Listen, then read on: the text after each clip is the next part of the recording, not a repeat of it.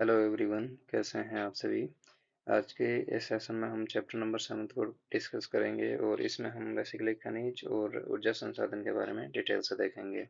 हम इंडिया के point of view से पहले तो जो खनिजों का वर्गीकरण है, क्लासिफिकेशन है, धात्विक अधात्विक खनिज, और धात्विक में भी लौह खनिज और अलोह खनिज है, उनको क्लासिफिकेशन को देखेंगे। और उसके बाद में इंडियन जो जियोग्राफिकल एरिया है वहाँ पर इनके वितरण के बारे में डिटेल से देखेंगे कि कौन से रीजन में किस टाइप का खनिज मिलता है। तो चलिए डिस्कशन स्टार्ट करते हैं। चैप्टर नंबर हमारा 7th है और बुक है हमारी भारत लोक और अर्थव्यवस्था 12th क्लास की, ह्यूमन जियोग्राफी इंडिया की। तो चलिए डिस्कशन स्टार्ट करते हैं। तो इसमें शुरुआत में कुछ बेसिक चीज़ें दे रखी है, एक बार इनको देखते हैं। भारत अपनी विविधतापूर्ण भूगर्भिक संरचना के कारण विविध प्रकार के खनिज संसाधनों से संपन्न है। भारी मात्रा में बहुमूल्य खनिज पूर्व पुराजीवी काल या प्री पैलियोजोइक एज एज में उद्भिद है। जो ये खनिजों का डिस्ट्रीब्यूशन है हमारे इंडियन पॉइंट ऑफ व्यू से, इनका जो निर्माण है वो इस एज में हुआ है, प्री पैलियोजोइक एज में। हम जो फंडामेंटल ऑफ फिजिकल जियोग्राफी, भौतिक भूगोल के मूल सिद्धांत चैप्टर जो बुक है उसका डिस्कशन करेंगे, उस समय जो जियोलॉजिकल टाइम स्केल है, यानी जो जियोलॉजिकल टाइम स्केल है उसमें पृथ्वी की एज के बारे में डिस्कस किया हुआ है, तो एक बार उसको देखेंगे। तो उसमें प्री पैलियोजोइक एज को हम डिस्कस करेंगे। और मुख्यतः प्रायद्वीपीय भारत की आग्नेय तथा कायांतरित चट्टानों से संबंध है। जो प्रायद्वीपीय भारत है बेसिकली, उसमें जो इग्नियस और मेटामॉर्फिक रॉक्स है उनमें ये खनिज पाए जाते हैं। उत्तर भारत के विशाल जलोढ़ मैदान भू भाग आर्थिक उपयोग में खनिजों से विहीन है, यहाँ पे खनिज नहीं पाए जाते हैं। इन नहीं पाने का मेन कारण क्या है कि जब यूरेशियन प्लेट से इंडियन प्लेट टकराई थी, इंडियन ऑस्ट्रेलियन प्लेट टकराई थी, तो यहाँ पे बीच में एक वलन क्रिएट हुआ था जिसे टैतीस सागर के नाम से जाना जाता था। तो यहाँ पे वलन क्रिएट हुआ था, उसके बाद में वलन का जो वेरियस जो रिवर्स है, जैसे हिमालयन क्षेत्र से आती है और इधर से सेंट्रल हाईलैंड से जो रिवर्स जाती है, उनके द्वारा जो अवसाद जमा किए गए हैं उनके द्वारा ये मैदान निर्माण हुए हैं। तो यहाँ पे खनिजों की जो खनिज यहाँ पे नहीं पाए जाते हैं। किसी भी देश के खनिज संसाधन औद्योगिक विकास के लिए आवश्यक आधार प्रदान करते हैं। तो इसमें हम बेसिकली यही चर्चा करेंगे कि कौन से खनिज किस टाइप के पाए जाते हैं। एक खनिज निश्चित रासायनिक या भौतिक गुणधर्मों विशेषताओं के साथ कार्बनिक और अकार्बनिक उत्पत्ति का एक प्राकृतिक पदार्थ है। यानी उसमें कुछ भौतिक गुणधर्म होते हैं और उसमें वो कार्बनिक या अकार्बनिक उत्पत्ति का एक प्राकृतिक पदार्थ होता है, यानी जो नेचुरल जो मटेरियल होता है उससे ये बने हुए होते हैं। ठीक है। तो इनका जो एलिमेंट होता है, एलिमेंट के बाद में इनमें जो पैटर्न क्रिएट होते हैं, उनका जो रासायनिक गुणधर्म होता है, भौतिक गुणधर्म, फिजिकल गुणधर्म, प्रॉपर्टी का मतलब होता है उनके एलिमेंट किस टाइप के हैं, उसके बाद में उनकी जो संरचना है वो किस टाइप की है, यानी परतदार है या क्रिस्टल क्रिएट बने हुए होते हैं। ठीक है, तो इस टाइप की ये चीज़ें हैं। उसके बाद में खनिज संसाधनों के प्रकार, यानी रासायनिक एवं भौतिक गुणधर्मों के आधार पर खनिजों को दो प्रमुख श्रेणियों, धात्विक यानी धातु खनिज और अधात्विक यानी अधातु जिसमें धातु नहीं पाई जाती है, में समूहित किया जा सकता है। ठीक है, इसमें पहला है खनिज, और खनिज को दो कैटेगरी में डिस्ट्रीब्यूट किया गया है। पहला है धात्विक खनिज और दूसरा दूसरा है अधात्विक खनिज। तो धात्विक खनिज में पहला है लौह खनिज, उदाहरण से लोहा है, मैग्नीज है आदि, जो आयरन पर बेस्ड होते हैं। और दूसरा है अलोह खनिज, जिसमें आयरन की क्वांटिटी जीरो होती है, फॉर एग्जाम्पल तांबा है, बॉक्साइड है, एक्सेट्रा। तो अधात्विक खनिज में पहला है ईंधन खनिज, जिसमें कोयला, पेट्रोलियम, प्राकृतिक गैस ये आते हैं बेसिकली। और दूसरा है अधात्विक खनिजों में माइका, चूना प्रस्तर, ग्रेफाइट। इतना जो दूसरे जो ईंधन से अलावा जो अधात्विक खनिज है वो इस कैटेगरी में आते हैं, जिसमें माइका है, चूना प्रस्तर है, ग्रेनाइट है, सॉरी ग्रेफाइट है। ठीक है, तो ये आते हैं, ये क्लासिफिकेशन इंडेक्स है, इंपॉर्टेंट है, याद रखना। नेक्स्ट है, जैसा कि उपरोक्त आरेख से स्पष्ट है, धातु के स्रोत धात्विक खनिज है। लौह अयस्क, तांबा एवं सोना, स्वर्ण, गोल्ड आदि से धातु उपलब्ध होते हैं, इन्हें धात्विक खनिज श्रेणी में रखा जाता है।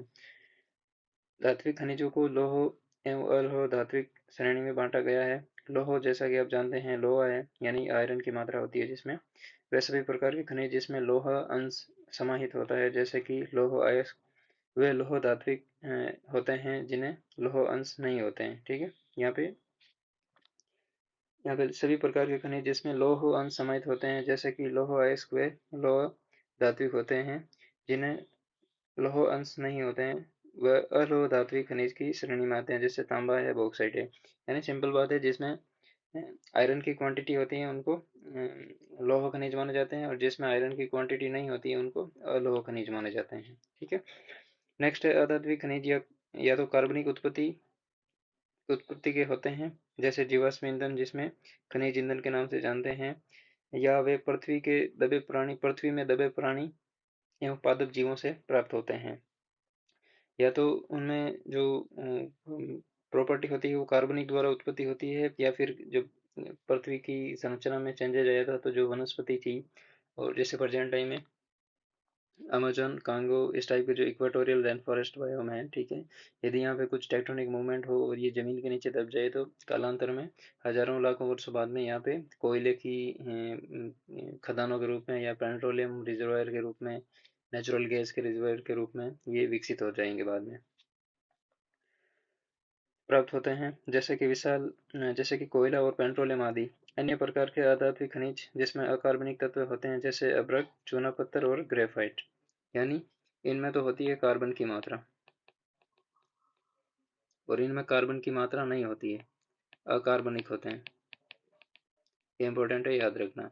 जो अधात्विक खनिज है उसमें ईंधन खनिज है वो कार्बन से बने हुए होते हैं, मतलब कार्बन की क्वांटिटी होती है इनमें। और जो अधात्विक खनिज है उसमें जो दूसरी कैटेगरी है खनिज, ईंधन खनिज के अलावा उनमें अकार्बनिक एलिमेंट पाया जाता है।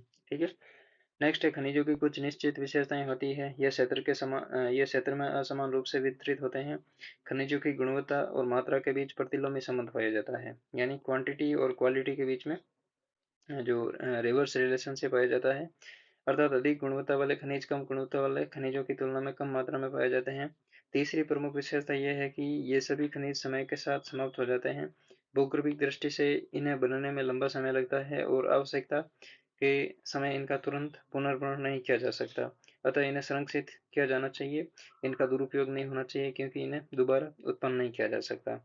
अब यहाँ पे दो तीन चीजें हैं, एक तो क्वांटिटी और क्वालिटी की बात हो रही है, यानी जिस खनिज की क्वालिटी अधिक अच्छी होगी, जैसे फॉर एग्जांपल गोल्ड है, तो गोल्ड का जो रिजर्वायर है बड़े लार्ज स्केल पर नहीं मिलते हैं।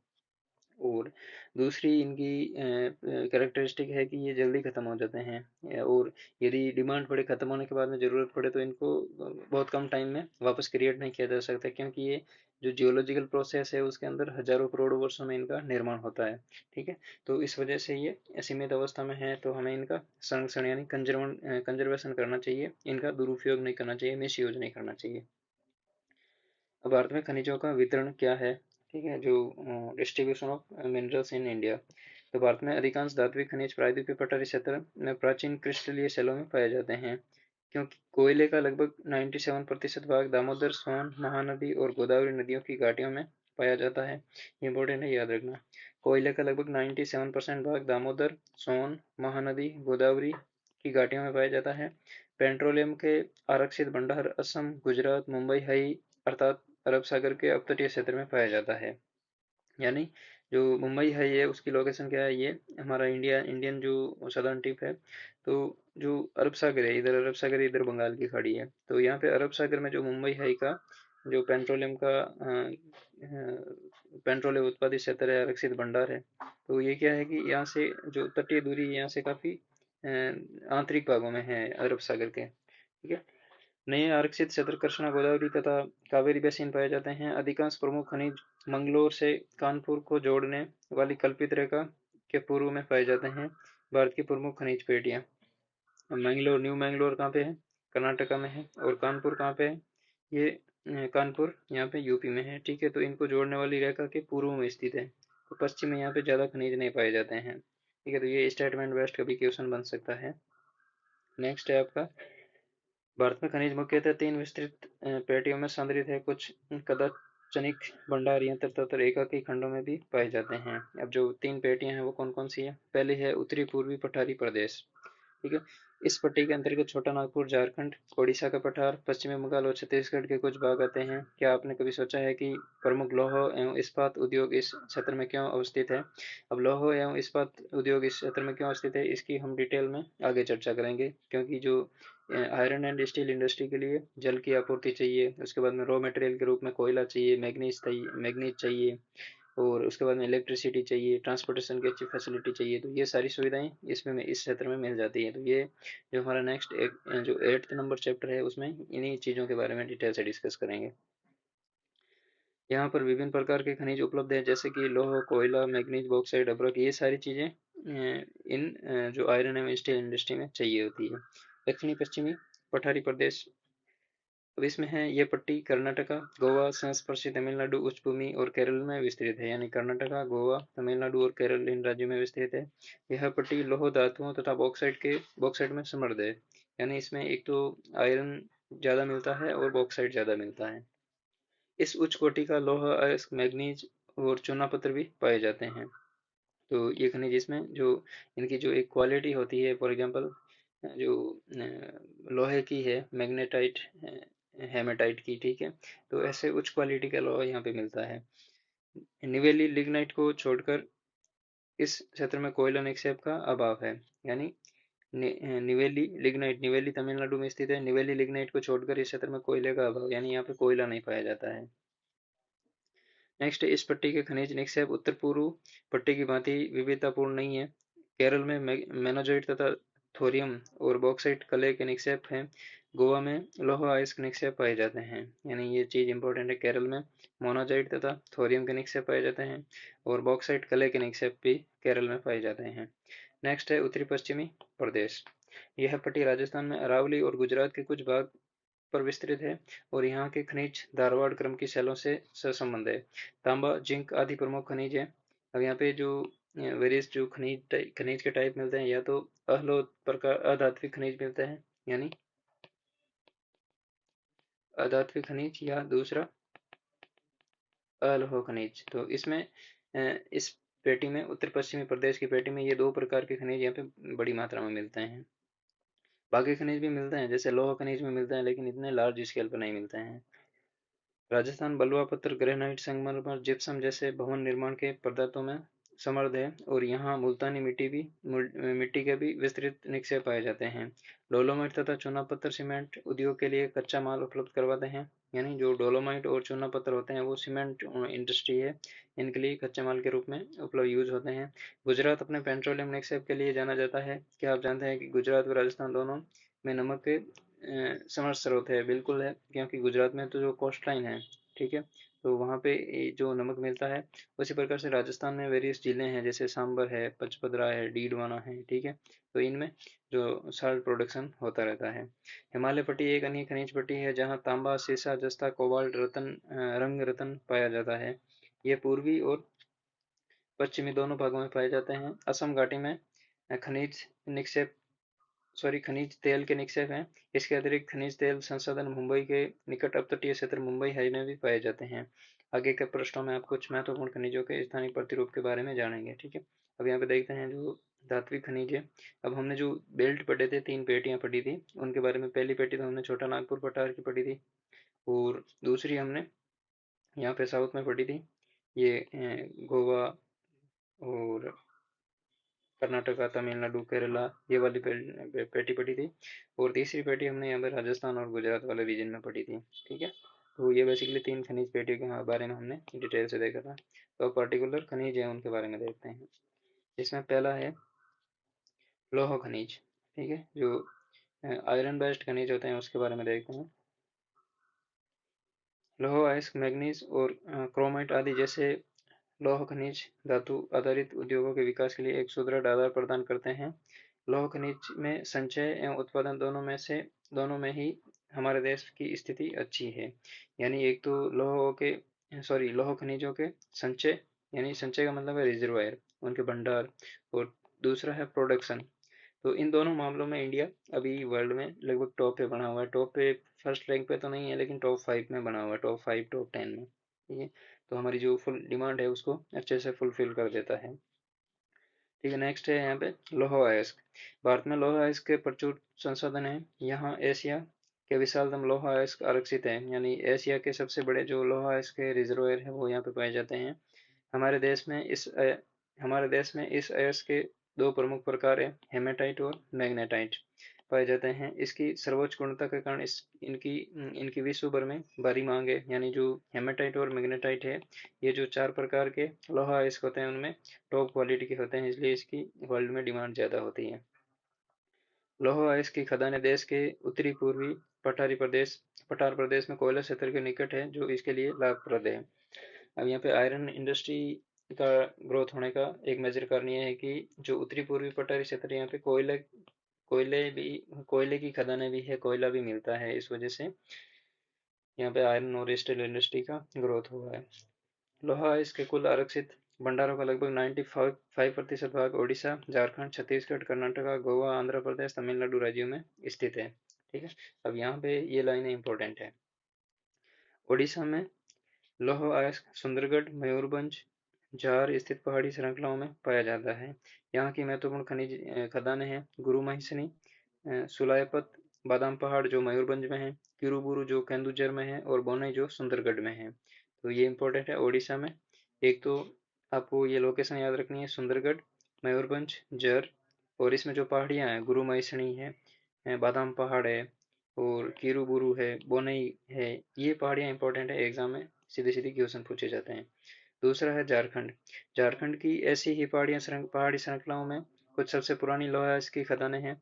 अधिकतर लौह अयस्क संयंत्र इनके आसपास ही स्थित होते हैं, यानी जो आयरन और स्टील इंडस्ट्री के प्लांट है इनके आसपास ही ये लौह अयस्क और जो कोयला है इनकी खदानें होती है।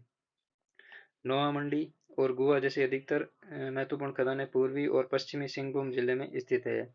यही पट्टी आगे दुर्ग, दंतेवाड़ा और बेलाडीला तक विस्तृत है। दिल्ली तथा दुर्ग में राजहरा की खदानें देश की लौह अयस्क की महत्वपूर्ण खदानें हैं, यानी जिसको दिल्ली राजहरा बोल देते हैं। ठीक है। तो ये दुर्ग जिले में स्थित है। नेक्स्ट है कर्नाटका। कर्नाटका में लौह अयस्क के निक्षेप बल्लारी जिले के सुदूर हॉस्पेट क्षेत्र, ये इंपॉर्टेंट है, सुदूर हॉस्पेट क्षेत्र तथा चिकमंगलूर जिले में बाबा बुदन की पहाड़ियाँ, ये दो इंपॉर्टेंट है। और कुद्रेमुख तथा शिवमोगा चित्रदुर्ग और तुमकुर जिलों में कुछ हिस्सों में पाए जाते हैं। ठीक है। तो यहाँ पे ये एक तो सुंदूर हॉस्पेट इंपॉर्टेंट है और एक बाबा बुदन की पहाड़ियाँ इंपॉर्टेंट है। ठीक है। तो ये कर्नाटका के पॉइंट ऑफ व्यू से इंपॉर्टेंट है। इसके बाद में नेक्स्ट है यहाँ पे महाराष्ट्र के चंद्रपुर, भंडारा और रत्नागिरी जिले तेलंगाना के, करीमनगर, वारंगल जिले आंध्र प्रदेश के, कुर्नूल, कडप्पा, अनंतपुर जिले तथा तमिलनाडु राज्य में सेलम और नीलगिरी जिले लोहा इस खदानों खनन क्षेत्र में अन्य महत्वपूर्ण प्रदेश है। गोवा में भी इसके महत्वपूर्ण उत्पादक के रूप में उभरा है, मतलब यानी गोवा स्टेट में भी महत्वपूर्ण लोहा इसके कुछ भंडार मिले हैं। ठीक है। तो ये बेसिकली आपको याद रखना है। एक तो सबसे पहले तो उड़ीसा का देखना है, उसके बाद में आपको झारखंड का देखना है। और झारखंड में यहाँ पे जो दुर्ग है, वो जो दुर्ग और डल्ली राजरा है, ये इसमें भी छत्तीसगढ़ में पॉसिबिलिटी इनकी लोकेशन है। उसके बाद में कर्नाटका में सुदूर हॉस्पेट, बाबा उदन की पहाड़ियाँ, कुद्रेमुख और शिवमोगा। ठीक है। उसी प्रकार से चंद्रपुर भंडारा महाराष्ट्र में है, रत्नागिरी और तेलंगाना में करीमनगर और वारंगल है, आंध्र प्रदेश में कुर्नूल, कडपा और अनंतपुर है। ठीक है। तो तमिलनाडु में सेलम है तथा नीलगिरी जिले। तो ये लोकेशन बेसिकली याद रखनी इंपॉर्टेंट है। नेक्स्ट है आपका मैग्नीज। ठीक है। लौह इसके प्रगलन के लिए मैग्नीज एक महत्वपूर्ण कच्चा माल है। इसका उपयोग लौह मिश्र धातु विनिर्माण में भी किया जाता है। मैग्नीज निक्षेप लगभग सभी भूगर्भिक संरचनाओं में पाया जाता है। अब हमने एक जो ह्यूमन जियोग्राफी प्रीवियस सेशन में पढ़ा था, उस समय पढ़ा था कि जब आयरन ओर होता है, ठीक है, ठीक है, आयरन ओर होता है, आयरन ओर को जैसे ही जमीन से निकालते हैं, ये इसमें बहुत सारी अशुद्धियां होती है।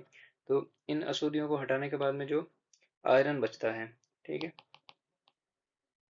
ठीक है, आयरन बचता है, आयरन से जब स्टील बनाते हैं, ठीक है, तो यहाँ पे मैग्नीज का प्रयोग किया जाता है। ठीक है। आयरन में जब मैग्नीज मिलाया जाता है, तो इसके बाद में इसमें स्टील की जो प्रोडक्शन होता है वो बनता है। ठीक है, तो ये प्रोसेस है। आयरन और से आयरन निकाला, अशुद्धियाँ हटाई और आयरन में वापस मैग्नीज मिलाया, तो इसमें स्टील का प्रोडक्शन होना में मतलब ये कहने को स्टील में जो स्ट्रेचेबिलिटी होती है वो मैग्नीज की वजह से आती है, ये याद रखना है। नेक्स्ट है आपका मुख्य रूप से धारवाड़ क्रम से संबंध है। ठीक है, तो मैग्नीज निक्षेप लगभग सभी भूगर्भिक संरचनाओं में पाया जाता है, हालांकि मुख्य रूप से धारवाड़ क्रम की चट्टानों में संबंध है, यानी जहाँ पर धारवाड़ क्रम की चट्टानें पाई जाती है वहाँ पे मैग्नीज के भंडार मिलते हैं। ठीक है, अब यहाँ पे एक बार पढ़ लेते हैं, नेक्स्ट बाद में देखेंगे। ओडिशा मैग्नीज का अग्रणी उत्पादक राज्य है। ओडिशा की मुख्य खदानें भारत की लोहा अयस्क पट्टी के मध्य भाग में विशेष रूप से बोनाई, केंदुझर, सुंदरगढ़, गंगपुर, कोरापुट, कालाहांडी और बोलानगिरी में स्थित है। अब हमने लोहा अयस्क में पढ़ा था कि ओडिशा में जो केंदुझर है, बोनई है, ये हमने लोहा अयस्क में पढ़ा था, सुंदरगढ़ है। लेकिन गंगपुर, कोरापुट, कालाहांडी और बोलानगिरी, ठीक है, ये मैग्नीज उत्पादन के लिए इम्पोर्टेंट है। नेक्स्ट है कर्नाटक एक अन्य प्रमुख उत्पादक है। यहाँ की खदानें धारवाड़, बल्लारी, बेलगांव, उत्तरी कन्नाडा, चिकमंगलूर, शिवमोगा, चित्रदुर्ग और तुमकुर में स्थित है। यानी जो आयरन और जो मैग्नीज है वो इनकी खदानें एक दूसरे से सिमिलर है। कहने का मतलब एक ही लोकेशन पर इन दोनों का प्रोडक्शन होता है कहीं कहीं जगह। महाराष्ट्र भी मैग्नीज उत्पादक का महत्वपूर्ण उत्पादक है। यहाँ मैग्नीज का खनन नागपुर, भंडारा और रत्नागिरी जिलों में होता है। इन खदानों के इन खदानों के अलाव है यह है कि ये इस्पात संयंत्रों से दूर स्थित है। मध्य प्रदेश में मैग्नीज की पट्टी बालाघाट, छिंदवाड़ा, निमाड़, मांडला और झाबुआ जिलों तक विस्तृत है। यानी जो महाराष्ट्र में खनिज की पट्टी पाई जाती है मैग्नीज की, वो काफी विस्तृत है। तेलंगाना, गोवा, झारखंड मैग्नीज में अन्य गौण उत्पादक राज्य है। तेलंगाना, गोवा और झारखंड में लिमिटेड स्टेट जो क्वांटिटी में खनिज मैग्नीज का प्रोडक्शन होता है, बल्कि जो ओडिशा मैग्नीज उत्पादन में टॉप पर है। ठीक है, और ये धारवाड़ क्रम की चट्टानें हैं, इसमें मैग्नीज विस्तृत रूप से पाया जाता है। तो ये दो बातें आपको इंपॉर्टेंट है, याद रखनी है। ठीक है, हम यहाँ पे एक बार देखते हैं कि यहाँ पे पहली बात तो जो लोहा है इसके, आपको ये जो एरिया दिख रहा है, ये यहाँ पे लोहा इसक मिलता है। ठीक है, तो ये चार लोकेशन है। दूसरा है लोहा इसकी खदान है, जैसे मयूरभंज हो गया, गुआ हो गया, केंदुझर हो गया, इधर दुर्ग है, चंद्रपुर है, बेलाडीला है, बल्लारी, तुमकुर, चिकमंगलूर, कुद्रेमुख है, रत्नागिरी है। उसी प्रकार से गोवा में है। यहाँ पे लोहा निर्यात पतन। ठीक है, तो निर्यात पतन में यहाँ पे एक तो पारादीप हो गया, विशाखापट्टनम हो गया, मैंगलुरु हो गया और मार्मा गोवा हो गया। ठीक है, मार्मा गोवा कर्नाटका में स्थित है। उसी प्रकार से मैग्नीज के जो उत्पादक क्षेत्र कौन कौन से हैं, जैसे बालाघाट है, नागपुर है, भंडारा है, सुंदरगढ़ है, केंदुझर है। उसी प्रकार से यहाँ पे गोवा में स्थित है, चित्रदुर्ग है। नेक्स्ट है नहीं, गोवा में चित्रदुर्ग कर्नाटका में स्थित है और गोवा में भी मैग्नीज के भंडार मिलते हैं। उसी प्रकार से शिवमोगा है। तो ये बेसिकली मैप में दे रखी डिटेल है। तो हमने एक चीज़ पढ़ी थी, कर्नाटक, एक मिनट, केरल से, एक मिनट इसको वापस देखते हैं कहाँ पे है वो। केरल से नहीं, कानपुर से एक वो पट्टी लाइन खींचने की बात कर रहा था। मैप में देख लेते हैं एक बार उसको। तो दो संरक्षण, एक मिनट,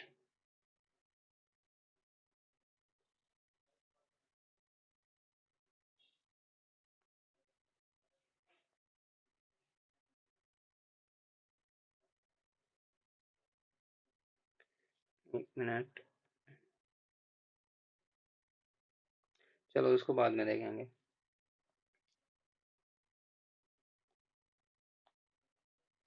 चलिए छोड़िए, इसमें मतलब कानपुर से बोल रहा था, कानपुर से यहाँ मारमा गोवा तक या लोकेशन का बोल रहा था। तो इसके पूर्व में ये सारे खनिज पाए जाते हैं। ठीक है, पश्चिम में नहीं पाए जाते हैं। ठीक है, तो ये मतलब उसका सेंस ये था। नेक्स्ट है अलोह खनिज। ठीक है, अब अलोह खनिज में बेसिकली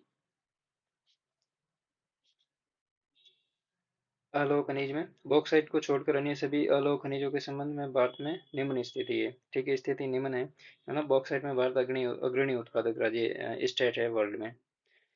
बॉक्साइट एक अयस्क है जिसका उपयोग एल्यूमिनियम के विनिर्माण में किया जाता है। जैसा हमने मैग्नीज का पढ़ा था ना, मैग्नीज का जैसे आयरन से स्टील इंडस्ट्री में स्टील बनाने में मैग्नीज का प्रयोग होता है। ठीक है, आयरन से जब स्टील बनता है तो बीच में इसमें मैग्नीज मैग्नीज का उपयोग किया जाता है। वैसे ही जब एल्यूमिनियम बनाते हैं तो उसमें बॉक्साइट का प्रयोग किया जाता है। बॉक्साइट मुख्यतः टरसरी निक्षेप में पाया जाता है और लेटराइट चट्टानों से संबंधित है। अब हमने मैग्नीज पढ़ा था, उसमें पढ़ा था कि वो धारवाड़ की चट्टानों की जो धारवाड़ क्रम की चट्टानें हैं वहां पर मिलता है मैग्नीज। तो अब बॉक्साइट कहाँ पे मिलेगा? टरसरी टाइप की चट्टानें होती हैं, निक्षेप होते हैं, वहां पे मिलता है। यह विस्तृत रूप से प्रायद्वीपीय भारत के पठारी क्षेत्र अथवा पर्वत श्रेणियों के साथ साथ देश की तटीय भागों में भी पाया जाता है। ओडिशा बॉक्साइट का सबसे बड़ा उत्पादक राज्य है। अब ओडिशा एक तो मैग्नीज में और बॉक्साइट में अग्रणी उत्पादक राज्य है। कालाहांडी तथा संबलपुर अग्रणी उत्पादक है। दो अन्य क्षेत्र जो अपने उत्पादन को बढ़ा रहे हैं वो है, एक तो बोलानगिरी है तथा दूसरा कोरापुट है।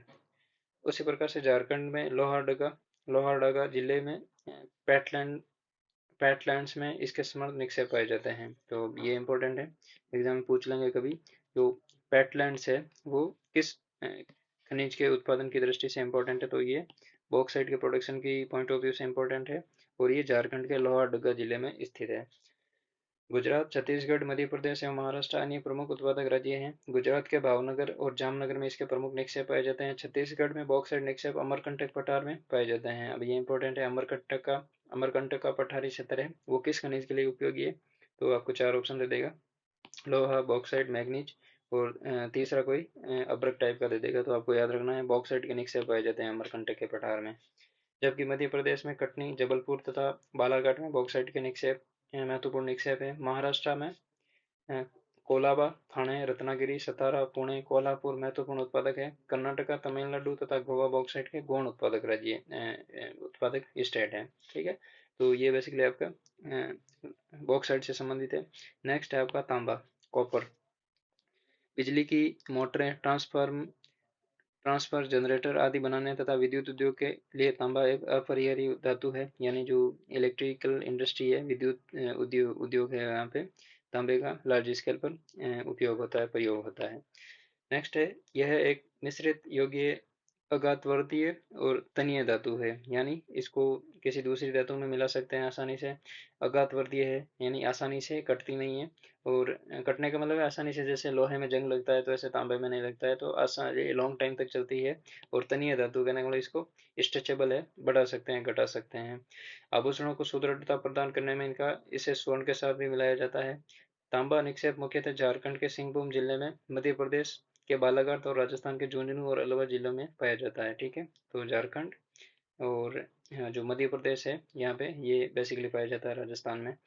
तांबे के गौण उत्पादक आंध्र प्रदेश गुंटूर जिले का अग्निकुंडाल, कर्नाटका का चित्रदुर्ग और तथा हासन जिले और तमिलनाडु का दक्षिणी अर्काट जिले हैं। ठीक है, तो ये मैच ऑफ द फॉलोइंग में आपसे पूछ सकते हैं, आंध्र प्रदेश का गुंटूर जिला और कर्नाटका का हासन और तमिलनाडु का दक्षिणी अर्काट। ठीक है, तो ये जो लोकेशन है ये इंपॉर्टेंट है। तो इसके बाद में हमने तांबा पढ़ा था, यानी जब हमने लोहा खनिज पढ़ा था तो उसमें हमने दो चीजें पढ़ी थी। एक बार वापस देखते हैं। हमने एक तो लोहा के बारे में पढ़ा और दूसरा लोहा के बारे में और मैग्नीज के बारे में पढ़ा है। उसके बाद में हमने तांबा और बॉक्साइट के बारे में पढ़ा है। ठीक है, डिटेल से। तो इसके बाद में हम जो हमारे रिमेनिंग टॉपिक है उनको हम नेक्स्ट सेशन में करेंगे। एक बार इसमें जो धात्विक खनिज है, अलोह धातु, उसको एक बार देख लेते हैं। जैसे तांबा पढ़ा था हमने, ठीक है, यानी तांबे के बारे में पढ़ा और फिर बॉक्साइट के बारे में पढ़ा। ठीक है, तो तांबा कहाँ कहाँ पे है? जैसे हजारीबाग है और सिंहभूम भी, ये दोनों झारखंड में। खेतड़ी, अलवर, भीलवाड़ा, उदयपुर ये सारे राजस्थान में हैं। उसी प्रकार से बालाघाट मध्य प्रदेश में स्थित है। ठीक है, तो आगे है बॉक्साइट। अब बॉक्साइट में कटनी और अमरकंटक, अमरकंटक का पठार है, कटनी है, ये बेसिकली एमपी में है। बिलासपुर और मैकाल की पहाड़ियाँ, ठीक है, ये आपकी मैकाल की पहाड़ियाँ ट्राई जंक्शन पर स्थित है, यानी जो मध्य प्रदेश, छत्तीसगढ़ और महाराष्ट्र इनके ट्राई जंक्शन पर है। और कोरापुट आपका ओडिशा में स्थित है। ठीक है, तो ये बेसिकली आपकी इम्पोर्टेंट साइट है। उसी प्रकार से जो नेक्स्ट जो सेशन होगा उसमें हम जो रिमेनिंग टॉपिक है जिसमें हम ये चीज़ें डिस्कस करेंगे, अलोह खनिज। ठीक है, जो सॉरी अधात्विक खनिज। तो इसमें हम पहले ईंधन खनिज के बारे में देखेंगे, कोयला, पेट्रोलियम, प्राकृतिक गैस, और उसी प्रकार से हम अन्य धात्विक खनिज है जैसे माइका है, चूना प्रस्तर है, ग्रेफाइट, इनके बारे में डिटेल से डिस्कस करेंगे। ठीक है, तो चलिए आज के इस सेशन में इतना ही है। Thank you.